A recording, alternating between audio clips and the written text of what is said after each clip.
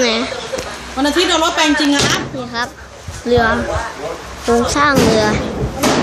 โครงสร้างเรือขับไปนะคนที่ไปด้วยกันนะเป็นคนขับ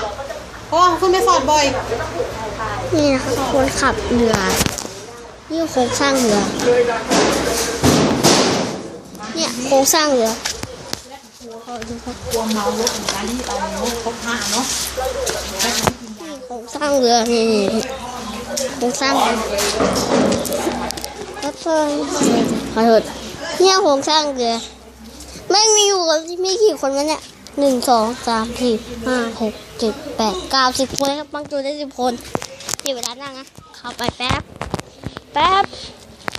ใครจองก่อนคนนั้นจองนี่ครับ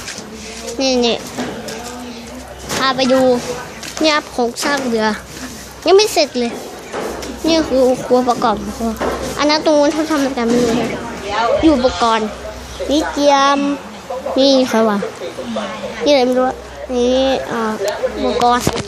เขาก็ตัวกิ่งนะว่าพวกนี้นี่ก็ทาอันนี้ให้มันกันให้น้ำมันไม่ได้เข้าให้กันเหล็กกันน้ำได้นะ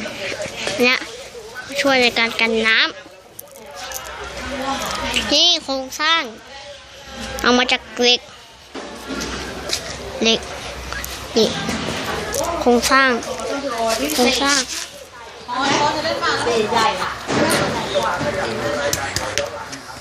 มาทิ่มวะนี่โครงสร้างนะฮะ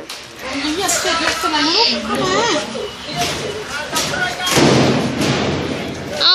นี่